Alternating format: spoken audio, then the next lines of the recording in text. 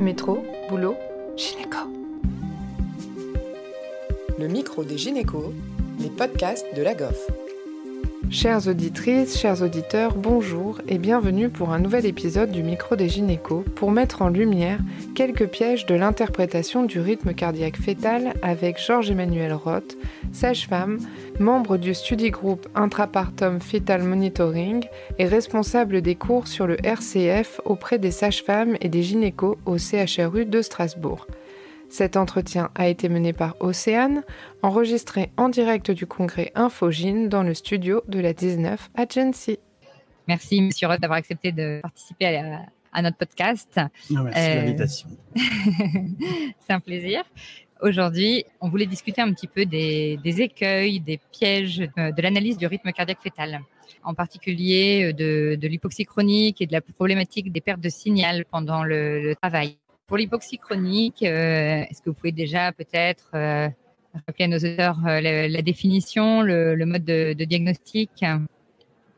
Alors, dans les déclinaisons qui sont plutôt récentes des différents types d'hypoxie auxquels on peut être confronté chez un enfant près du terme, l'hypoxie chronique est celle qui continue, disons, de nous poser le plus de problèmes dans la mesure où ce sont des enfants qui arrivent en début de travail en ayant déjà épuisé préalablement toutes leurs capacités adaptatives, qui ne sont plus prêts du tout à faire face à un degré de contrainte hypoxique ou un degré de contrainte lié à la diminution des apports en oxygène en lien avec la contractilité qui va aller croissant au fur et à mesure que le travail progresse. Tous ces mécanismes étant déjà épuisés, plus on va avancer, plus ils vont être exposés à quelque chose d'important et leur possibilité adaptative étant très très réduite, ils vont être confrontés directement à des difficultés vraiment lourdes. Ce sont ceux à côté desquels on continue à passer, en particulier parce que c'est des enfants qui, lorsque leur tracé présente des décélérations, nous montrent des ralentissements qui sont assez peu profonds, dans la mesure où la boucle réflexe qui leur permet de ralentir pour se protéger, quand ils sont en pleine possession de leurs moyens, on peut dire, n'est plus disponible, tellement le degré d'hypoxie auquel ils ont été exposés préalablement a obéré ces capacités-là. Donc ce sont ceux qui vont très mal et qui ne nous inquiètent pas assez parce qu'on se dit bon, c'est pas si profond, etc. Ça, c'est nos réflexes un petit peu avec lesquels bon nombre d'entre nous ont été conditionnés pendant longtemps de ralentissement profond égale ralentissement péjoratif. Là, c'est vraiment le contraire. On est en face d'un petit qui nous montre des décélérations qui ne sont pas très profondes, qui sont longues, qui sont un peu traînantes. Et ça ne descend pas parce que ça ne peut plus descendre. Il ne peut plus mobiliser dans la stimulation de ses chémorécepteurs la boucle réflexe qui lui permet, en décélérant, de diminuer sa consommation en oxygène en même temps que sa fréquence cardiaque, d'allonger sa diastole, d'améliorer son oxygénation myocardique en faisant tout ça, il n'y arrive plus. Donc celui-là, si on le laisse trop longtemps exposé à quelque chose qui va aller de plus en plus vers le dur, il va aller très mal à la sortie. L'autre caractéristique qui est vraiment manquante, il y en a deux autres, mais le deuxième point important, c'est l'absence chez ces petits d'une cyclicité, d'une alternance vraiment de phases réactives et de phases qui le sont moins, d'une alternance de phases avec une variabilité normale et une variabilité réduite. Ce cycle a disparu, cette alternance qu'on trouve de manière normale et assez individuelle, puisque chaque petit a ses propres durées de phase, n'est plus là. C'est pour ça qu'on retrouve dans les classifications, que ce soit celle du CGOF, que ce soit celle de la FIGO, la notion de variabilité réduite qui dure au-delà de 40-50 minutes, qui devient un critère d'anormalité seulement au-delà de ce délai-là, on la retrouve dans cette absence de cycle. Réduite, donc inférieure à 5 battements par minute. Inférieure à 5 battements par minute. Au-delà de 40 minutes, ça doit nous... Entre 40 et 50, selon la classif qu'on utilise, ça doit nous interpeller. En allant se dire, on ne sait pas à quel moment de la journée on tombe pour eux. Si vous avez un petit qui va bien et qui bougeait beaucoup en salle d'attente, le temps que la patiente arrive, entre sous monitoring, qu'on pose le capteur, démarrer sa sieste du moment, on ne va pas lui sauter dessus tout de suite en le laissant peut-être finir sa phase de sommeil profond. Mais ce sont des choses qu'on va voir se modifier au bout, en général, au maximum d'une quarantaine, cinquantaine de minutes. Les autres points de vigilance qui peuvent nous mettre, parce que c'est toujours un faisceau d'indices, cette question de l'hypoxie chronique, ce sont plutôt des enfants qui vont avoir facilement un rythme de base vers la limite supérieure de la normale. Pour leur terme. Pour leur terme. Même si c'est une notion qui n'est pas encore suffisamment documentée pour qu'on puisse faire de manière stricte la corrélation entre le terme auquel on se trouve et la valeur de rythme de base qu'il faudrait pouvoir attendre.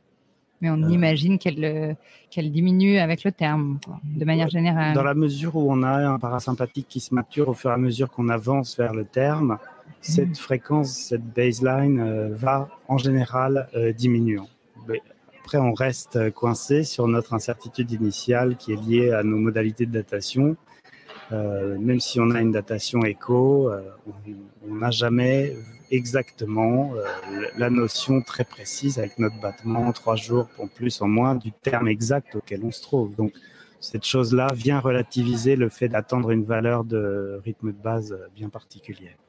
De manière générale, l'hypoxie chronique, on peut s'attendre à une élévation du rythme de base qui serait peut-être proportionnelle à l'hypoxie, vous pensez, ou d'au moins d'une certaine valeur limite Non, on n'a pas de données disponibles qui puissent vraiment de manière robuste nous faire aller dans ce sens-là. C'est-à-dire qu'on n'aura pas un enfant franchement tachycarde comme il pourrait le devenir en étant dans un contexte d'hypoxie évolutive, hypoxie graduellement évolutive avec un rythme de base qu'on aura vu évoluer au fur et à mesure que le travail avance jusqu'à la tachycardie. Il est probable que la possibilité justement de mobiliser cette boucle surrénalienne ne soit plus non plus disponible de par l'exposition hypoxique préalable des noyaux centraux. Donc, on n'a pas de tachycardie franche, sauf si on peut avoir un contexte infectieux hyperthermique qui se rajoute, mais c'est autre chose. Mais sinon, on va être plutôt, dans la limite supérieure de la normale, mais sans pouvoir dire dans quelle proportion il aura grimpé. Ce qu'il faut essayer de chercher quand on est en face quand on se pose la question, disons, quand on a un doute à cet endroit-là, c'est est-ce qu'il y a une antériorité ? Est-ce que j'ai déjà rencontré cet enfant à d'autres occasions ? Est-ce que j'ai déjà un tracé de la veille ou de l'avant-veille qui me montre que, par exemple, il avait un rythme de base à 120 ou 125 à 40 semaines, et là, je le retrouve en début de travail à 145 ou 150.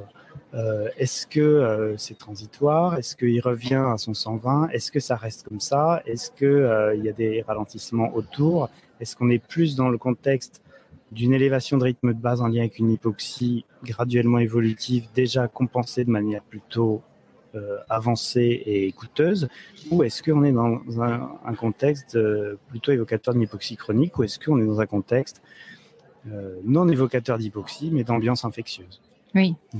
C'est vrai que parfois faire la part des choses entre l'infection et l'hypoxie chronique ou évolutive, c'est pas évident. Est-ce que vous avez des astuces à ce sujet-là ?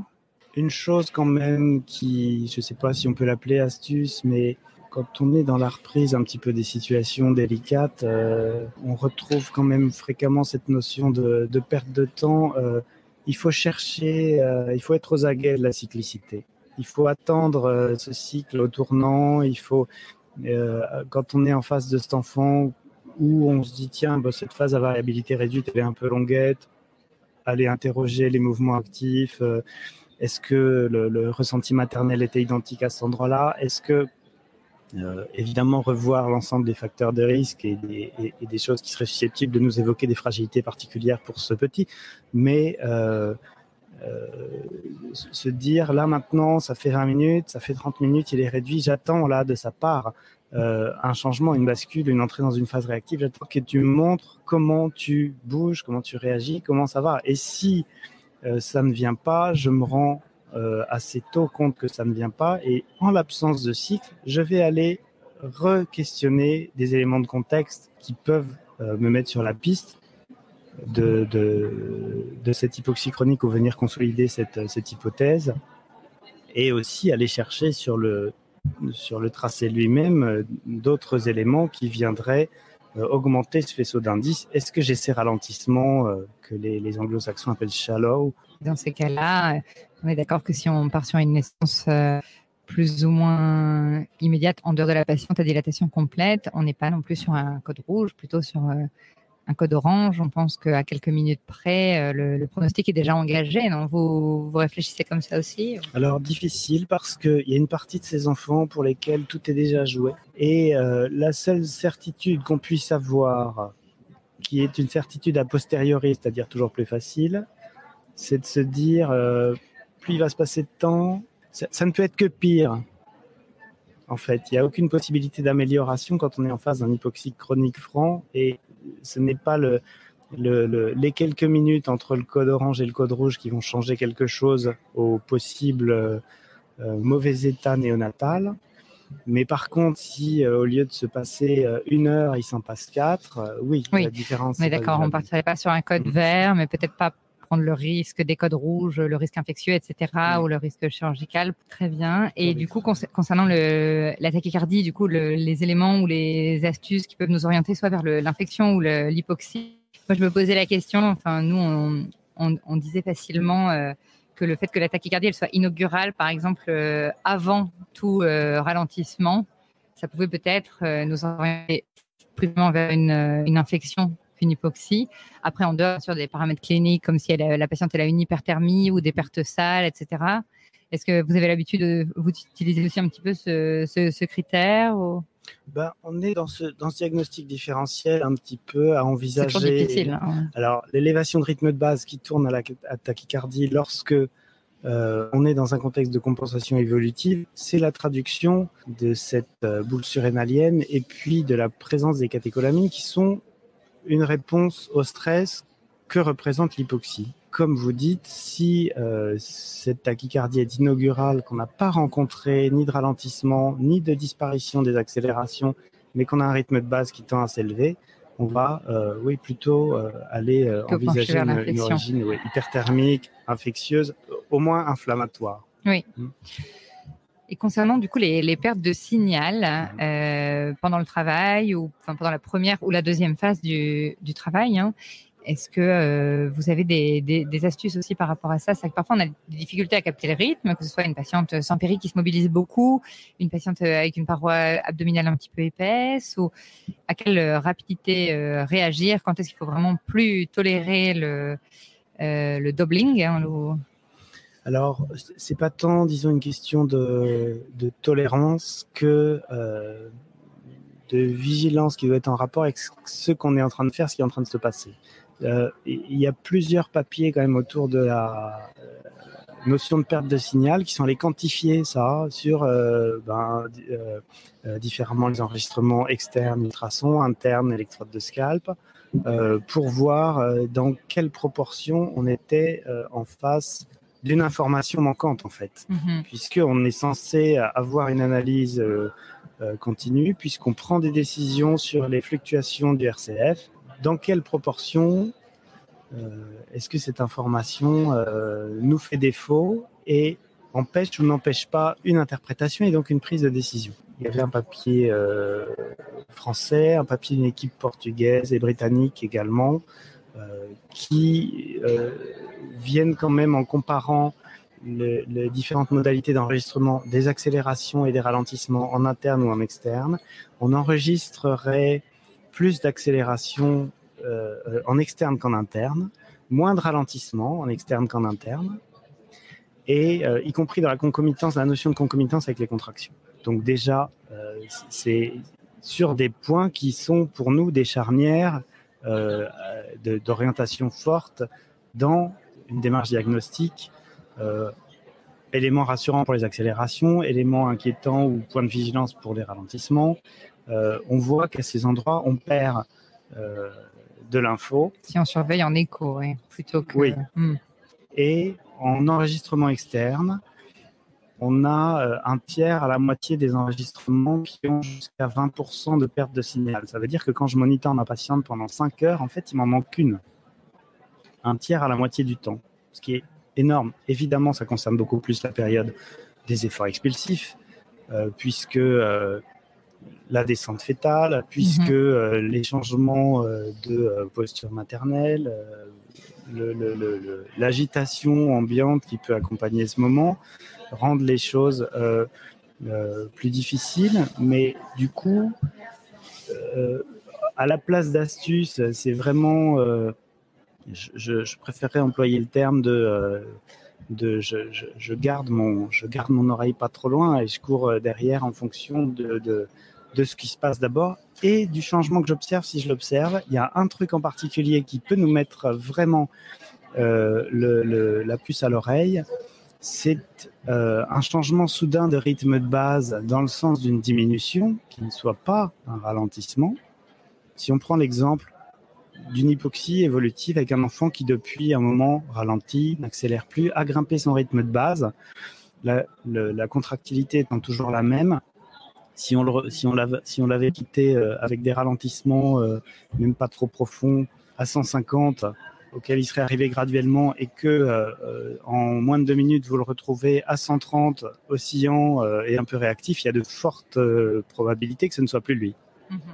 Donc un changement soudain qui tende à montrer une amélioration alors qu'on était en face d'un enfant qui montrait des signes de compensation et que la contrainte par en dessous ne s'est pas arrêtée, voire s'est majorée, puisqu'on est entré dans la période des efforts expulsifs, c'est très probablement la mère qu'on monitore. Pour les cas où on n'enregistre pas le pouls maternel de manière systématique, c'est ça? Alors, quand on est sur 2 appareils distincts, mais pas seulement, y compris quand on est sur un monito identique qui centralise les 2 signaux et qui est capable de vous dire qu'à un moment donné, il y a une coïncidence entre les 2 fréquences.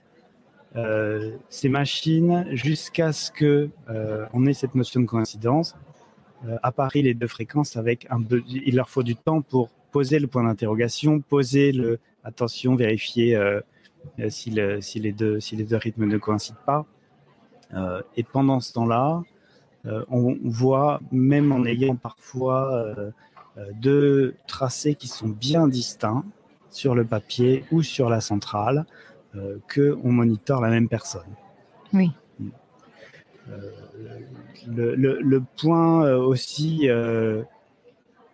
qui peut être souligné, c'est en particulier pour les personnes qui continuent d'utiliser une classification spécifique de l'expulsion avec Melchior, etc. La notion d'accélération pendant la contraction, du point de vue de la physiopathologie, si on se dit qu'un enfant qui accélère, c'est qu'il a, en termes d'apport, le minimum nécessaire, les choses suffisantes pour avoir une activité normale et avoir une activité superflue dans des mouvements actifs qui vont le faire accélérer, c'est probablement pas au moment où la contrainte va être la plus massive et la plus marquée, puisque la mère pousse, qu'il va se remettre à accélérer là, d'autant plus qu'il vous montrait depuis 1 heure qu'il ne le faisait plus. Exactement. Donc ça, c'est vrai que les accélérations pendant la poussée, ça doit vraiment toujours nous alerter. C'est très probablement maternel, en fait. Donc, ça ne nous dit pas comment va l'enfant, mais ça nous crée une zone grise, une zone d'incertitude qui peut être assez longue en fonction de la durée des efforts expulsifs. Oui, qui peut justifier du coup d'espacer peut-être les efforts. Et concernant du coup l'enregistrement du rythme intra-utérin, enfin l'électrode au scalp, est-ce que vous les utilisez beaucoup? Vous en pensez quoi? Plutôt du coup en cas de perte de signal, plutôt l'électrode, plutôt l'écho, en fonction de l'avancée du travail?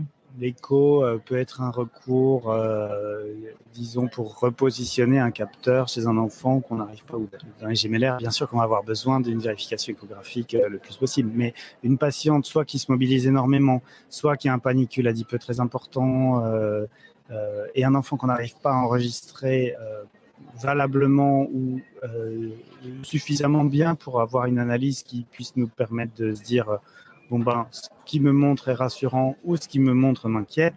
Je pense que il faut facilement pouvoir passer un enregistrement interne avec une électrode de scalp en tenant compte des quelques contre-indications qui vont avec sur une prématurité importante ou en dessous de quel terme, par exemple? En dessous de 34, on ne va pas avoir envie tellement de mettre une électrode de scalp. Et les recommandations de la FIGO vont dans ce sens-là. un peu les séropositivités, VIH, hépatite, etc., contre-indiquent la pose d'une électrode de scalp. Mais parfois, on aurait envie de se dire, tiens, cet enfant, j'aimerais lui laisser sa poche, il a un amortisseur liquidien, ça l'aide quand même à faire face à l'ambiance contractile qui est autour en termes de contraintes, mais je n'arrive pas à l'enregistrer. La question se repose un peu différemment si on veut essayer de se donner un petit peu de temps. Oui, la FIGO 2015, vous parlez de ça que vous m'avez dit. Justement, en parlant de la poche, parfois dans l'analyse physiologique du rythme, c'est aussi une question qu'on se pose.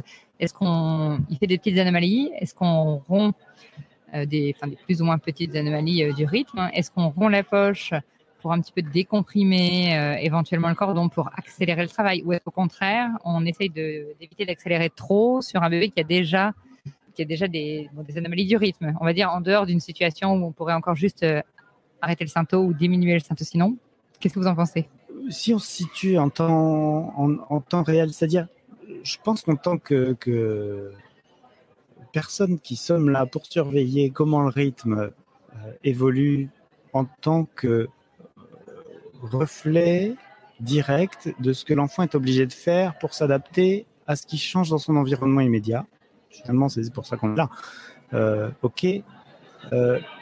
Il est en travail, il a ses billes de départ, il a son baluchon, il a ses fragilités, ses réserves, son contexte, le contexte de sa mère, et on ne sait pas comment tout cet assemblage va évoluer avec un changement graduel des apports disponibles en oxygène au fur et à mesure que le travail avance. Donc, notre enregistrement du RCF, c'est vraiment la petite partie émergée à laquelle on a accès, qui peut nous informer partiellement sur ce qui se passe en dessous.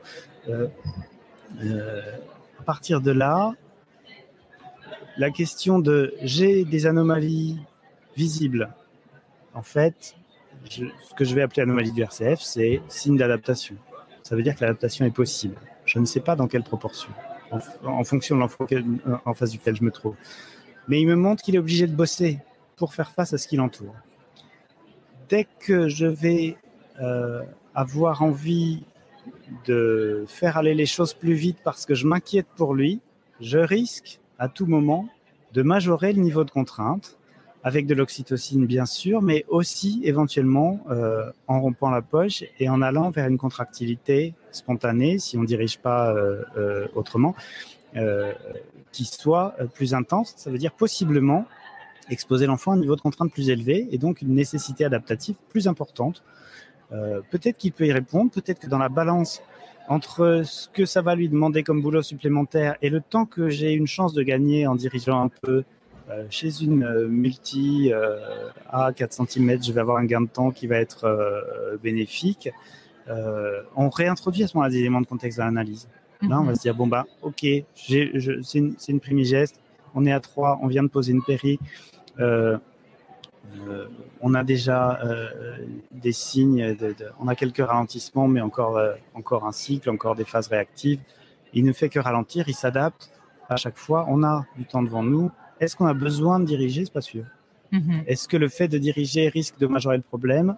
On ne peut pas l'écarter complètement. Et le cas, par exemple, de la multipare qui arrive à 6 cm et qui présente un rythme évocateur, par exemple, d'hypoxie subaiguë, des ralentissements qui se rapprochent et qui sont, on va dire, 1 à 2 minutes, de peut-être 30 ou 40 battements par minute en dessous de sa ligne de base. Un rythme, imaginons, qui reste du coup normo-oscillant entre deux, mais des contractions qui sont assez proches et qui n'a pas de symptômes.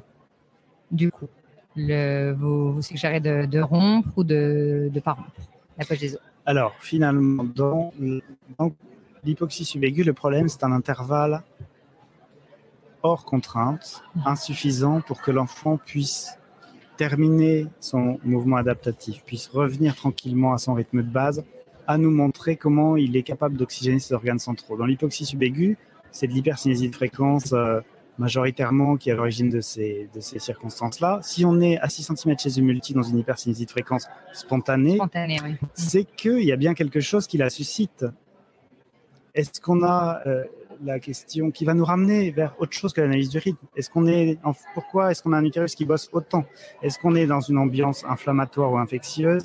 Est-ce qu'on a une lutte liée à une disproportion qui fait que cette activité soit si importante alors qu'on n'a touché à rien? Donc là, la question qui se pose très souvent, c'est peut-être pas